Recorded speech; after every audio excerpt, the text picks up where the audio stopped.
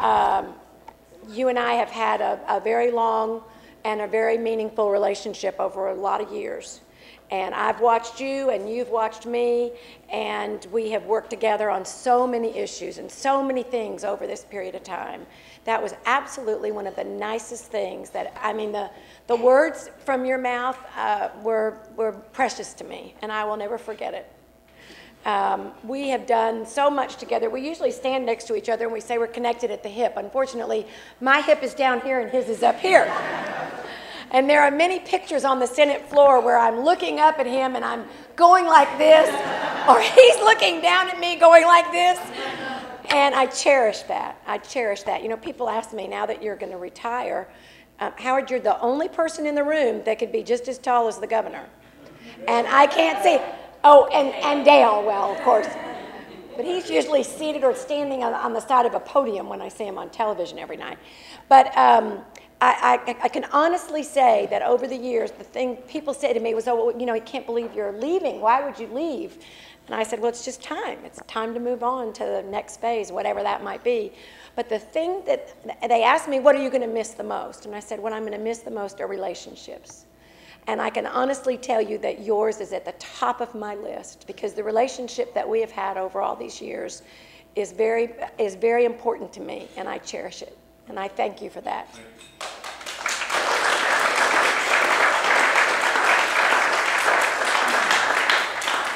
What he forgot to tell you is that I was the chair, when he became the lieutenant governor, I was the chair of the very prestigious Senate State Affairs Committee. And he called me on the phone and he said, I'd like for you to become chair of education. And I said, no, thank you. He said, what? You're not going to tell me no. He said, I'm the lieutenant governor. I pick the chairs. You can't say no.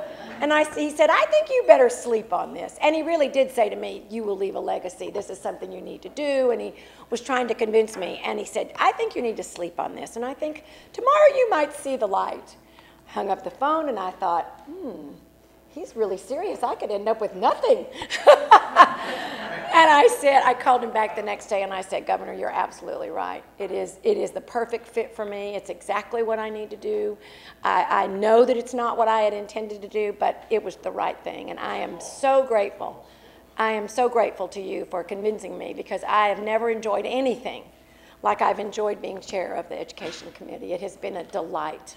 An absolute delight, and it comes from passion. It comes from the heart, and it comes from many, many years of learning and studying, and partially being a teacher, and partially having 3 children in the public schools, and now I'm so blessed I have 9 grandchildren and 1 on the way. And so I will have 10 grandchildren. It kind of reminds me of the old grandma in the shoe, that she had so many children she didn't know what to do. Well, I know what to do, but I'm so blessed, and I think about that, and I think about the relationship that I have, the opportunities that I have had to steer that committee, and I do hope that as time progresses, we will look back and say that we did the right thing for the children of the great state of Texas. I am honored, Madeline McClure, to be in your presence. You have made a lifetime of helping children.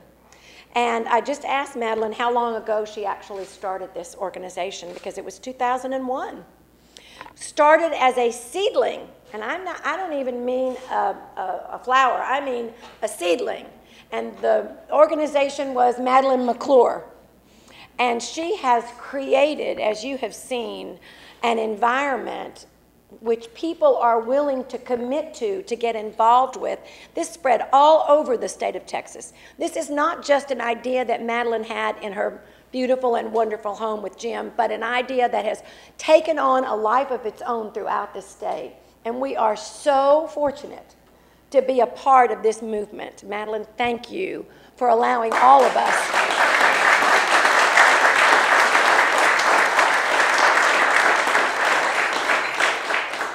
all of your life, you say to yourself, what is the world going to be like the next year, the next 2 years, the next 5 years? No one really knows what the future holds. None of us do.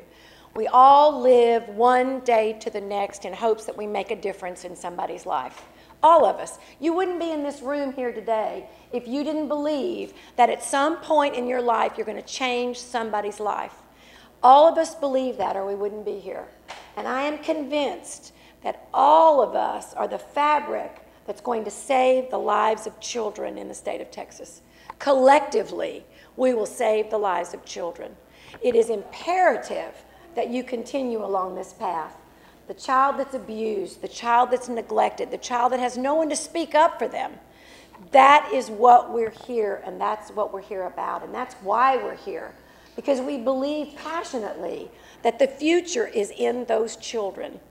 It is absolutely imperative that each one of you not leave here today and say, wasn't that a lovely event?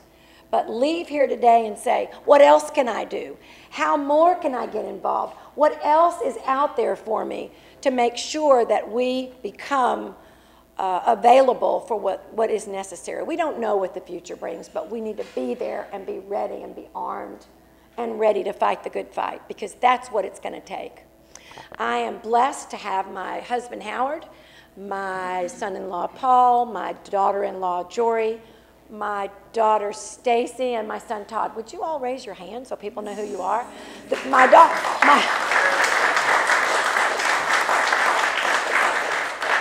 They have been by my side since the day I decided to run for the Plano City Council in 1979. Stacy, my daughter, was 9 months old. And there was a gentleman that was running against me at a forum, and he said, he had someone in the audience that said, why are you running for city council? Shouldn't you be home taking care of your children? Well, them there was fighting words for me. And I've never forgotten that. I've never forgotten that. And I truly believe that I was brought into this world to be a servant of the people. It has been a fabulous opportunity for me.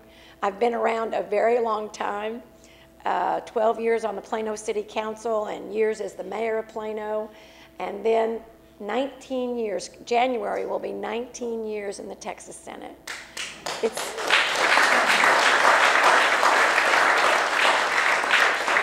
It's very, very difficult to believe that it's gone by that fast.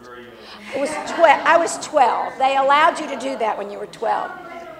Child labor laws, that's right.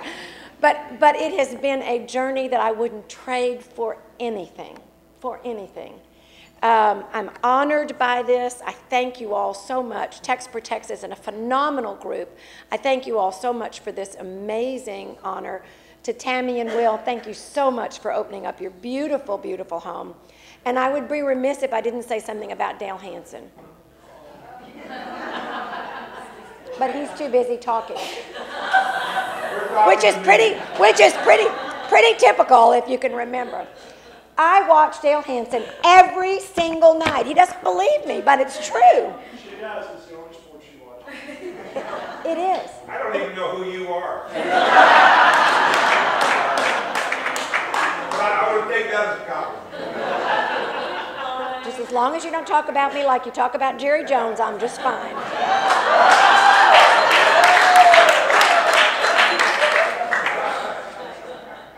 You're going to get the joy of listening to Dale Hansen in just a minute. I don't know that it's a...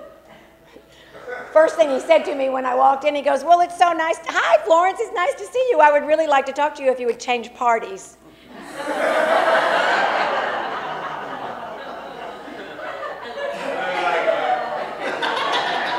Who are you, by the way? I mean, come on.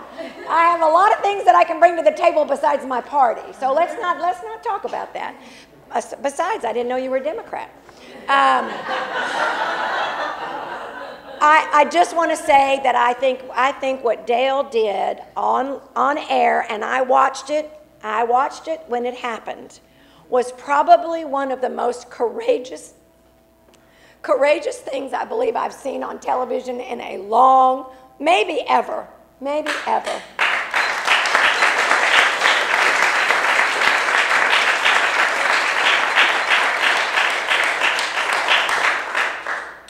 When Ashley Estelle was killed in Plano many years ago, I spent a long time for the next 3 or 4 years working, trying to understand sexual predators, and you can't. It's just not possible.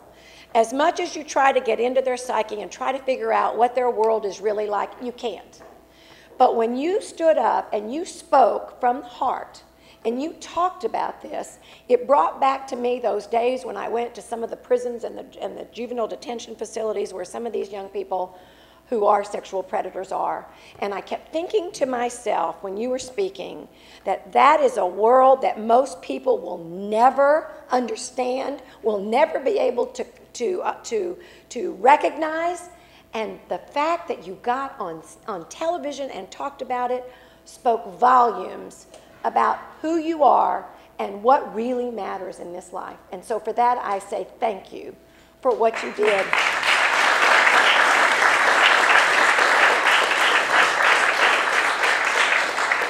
All right, I'll vote for you. That's You know what, Dale? That's not going to be a problem because I'm not running for anything. I also would like to say before I leave that I think Scott Murray is just about one of the finest individuals I've ever known. Is there an event that we do that Scott Murray is not an active participant in? He's an amazing, amazing citizen of our community. And I thank you for everything that you've done, for all the nonprofits, for all the volunteers over all these years. You're always there for us, and thank you from the bottom of my heart.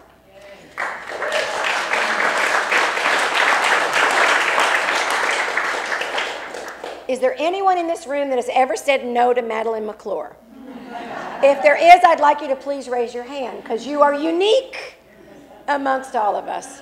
Madeline, you look great, you feel great, you're back in the saddle, and we are so excited that you are still here as the leader of TexProtects. This is a great, great opportunity for all of us to say thank you to you. Thank you all very much. I am honored.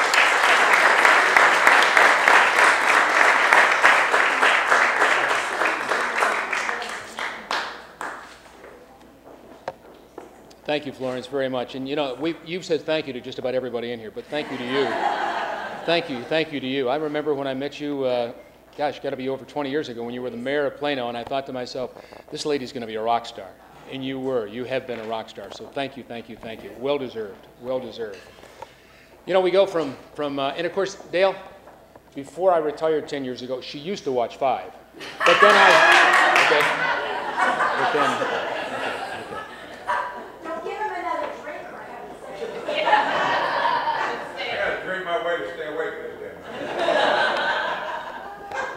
It is my privilege, and I say that with great sincerity, to introduce to you right now our Children's Champion Award recipient, who is Dale Hansen. Before I do that, though, let me make note of his lovely wife, Chris, who's here with us tonight. Chris, thank you.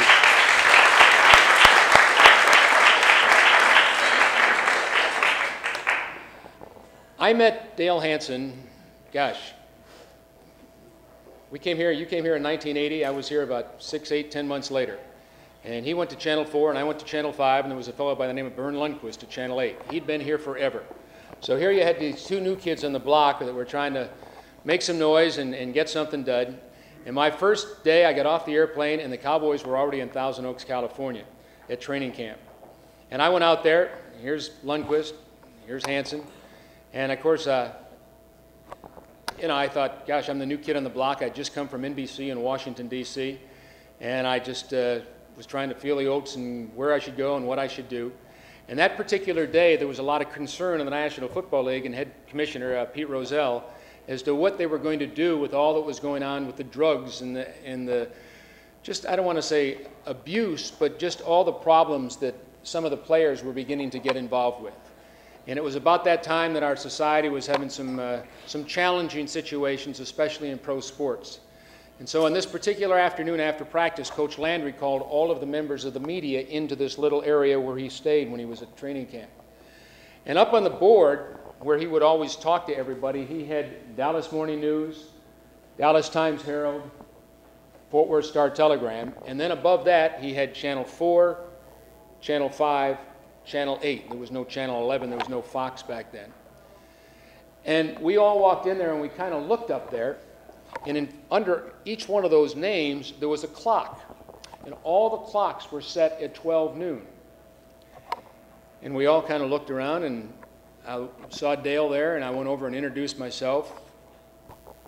Vern Lundquist came over and introduced himself, and we all sat down. And Coach Landry got up and said, "You're probably wondering what all these clocks are behind me and what they are representative of. So you have a few of the radio stations up at the very top, but then we have the 3 television stations and the 3 newspapers here in the North Texas area.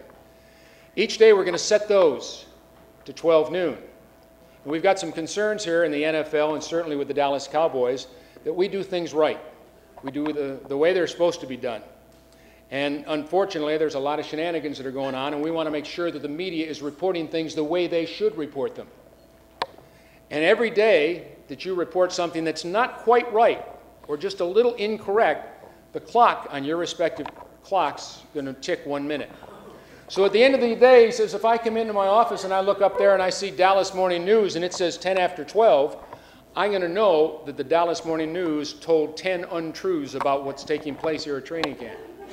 And I look up there and I see channel 8 over there, I'm going to know that Vern, if it says 5 after 12, said 5 things that he probably shouldn't have said. Channel 5's there, but there was, Dale at the time was working at Channel 4. And the spot where you would expect Channel 4 to be, there was no clock. So we all finished and we looked up there and I go, oh, I'm the new guy in town. It says 5 there and there's Vern Lundquist 8 and I see all the newspapers, but there's a spot there before, but there's no clock there. So Hanson, typical Dale as he was with Florence just a moment ago, spoke right up. Coach, coach, coach! Dale Hanson, Channel 4. I see Vern's got a clock up there. Oh, he's been here 10 years. He should have one up there. This cute new kid here from D.C., I don't know how he's got a clock. What's your name, Murray? Okay, yeah, Murray. See his clock up there. He said, there's no clock for Channel 4. Where's my clock? Coach Landry never broke a grin, looked right back at Hanson and said, I keep yours in my office, Dale. I use it as a fan.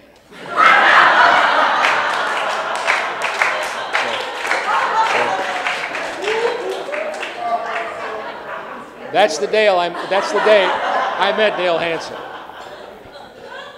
Now, there's always this thing called turnabout's fair play. Now, let's fast forward. I retire from, it's been almost 10 years to the month since I've retired from Channel 5. And I am there, and it's about a year ago, 2 years ago, I'm at the Fairmont. And I'm emceeing an event upstairs. I find out Dale's emceeing an event downstairs. Ours ends a little early. So I come downstairs, you know, the elevator that goes down, the escalator that goes down at the Fairmont. Somebody says, hey, Scott, how are you? I said, good. And he said, hey, Dale Hanson's in there, emceeing some event, wrapping it up. So Carol and I walk around, just kind of peek our head in, and I hear Hanson up on the stage. So we all hope you all had a good night tonight. Thanks again. Remember, if you really like me, my name's Dale Hanson. If I said something that really pissed you off, I'm Scott Murray. And he does that. Look at him. That's a true story. That's a true story. So. The clock story is zippy, but that was... Well, let's get serious for a minute. I did meet Dale in Thousand Oaks, California, and it was just about that day. But since that time, we've all come to know Dale Hanson and what he does on the television screen or in the studios each and every night. As a matter of fact, my old producer is now the producer that makes him look so good each and every night. And tell Sean I said hello, will you?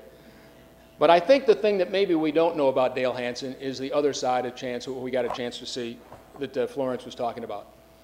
We had to endure all that took place at Penn State, and in particular, a fellow by the name of Jerry Sandusky. The most insidious, obnoxious, pathetic, need I say more? It changed the university. It changed legacies. It changed our world in college sports as we've come to know it. Unfortunately, it has yet to change our society the way it needs to be changed. We have people, and Florence Shapiro, and people that are trying to make a difference in this world. But when you see something like that involves our children, you say, wait a minute, it's time to take a step back and do something about this, and not tomorrow, not the next day, but right now. As somebody that went to college to become a pediatrician before I went on to medical school, got a chance to get into television, and the rest is history, as they say, Carol and I have talked about this many times, and somebody said, why do you do what you do in the community specifically for children, or especially for children?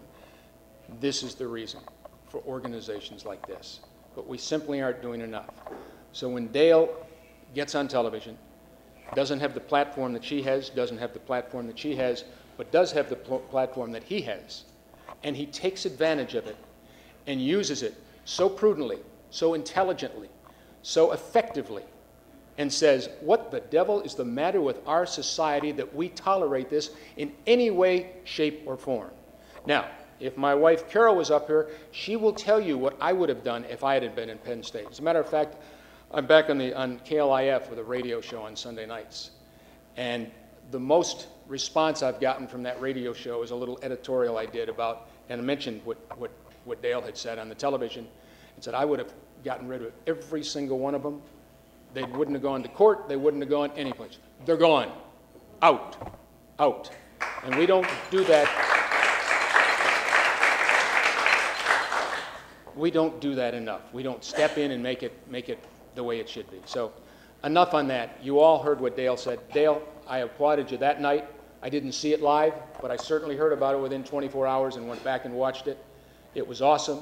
It needs to be done more often. You did a heck of a job. And for somebody that competed with Dale for close to 25 years, this is one of those times that I salute him, I applaud him, and I say I'm proud to be his friend. Ladies and gentlemen, please welcome the recipient of our championship, Dale Hansen.